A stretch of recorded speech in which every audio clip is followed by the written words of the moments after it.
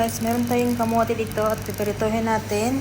At hindi ko alam kung anong tawag dito, basta alam ko. Tapos pipirituhin, tapos lalagyan ng asukal na brown. So yan na. Kaya na lang natin mag-brown. Yung una nating nagawa.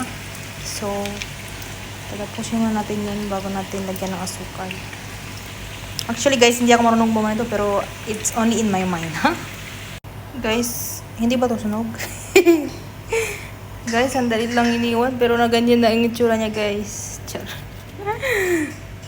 Sunog. Guys, magsusunod na tayo ng sugar.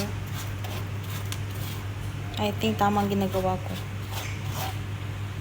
Yan guys, nilagay ko na ang ubi natin.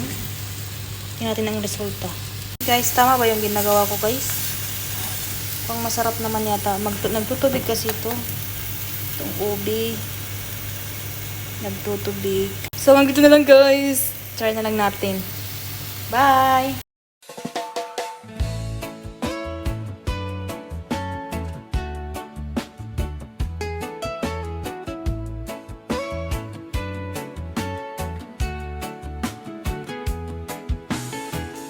Sa baryong tahimik, umaga'y ligaya, huni ng maya, hatid na biyaya. Sumasayaw ang dahon, dampi ay mahinahon, pusong napagod,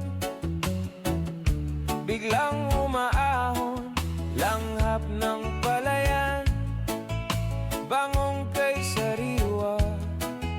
Sa bawat paghinga, bumalik ang diwa. Higa sa banig, himbing na payapa, tingin sa ulap, isip ay malaya. Tawanan ng tropa, gabi masigla, simpleng dalangin, buhay na maganda.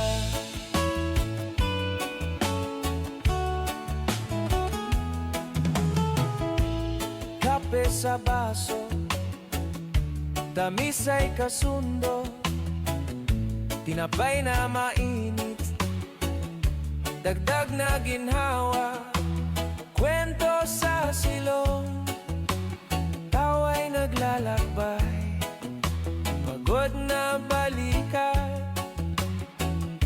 biglang gumaan, lakbay ng hangin, bulong na banayan, pintig ng damdamin, tibay na matatag. Para-paraan, pag may natirang pagkain na, ay hilutuin natin. Bawal magsayang tayo. Crisis ngayon. Hindi lang sa Pilipinas nag-crisis, pati rin dito. Hindi pa ito. So guys, lalagyan natin ng soy sauce. Lalagyan ko na ng paminta at saka magic sarap. Lalagyan natin ng soy sauce.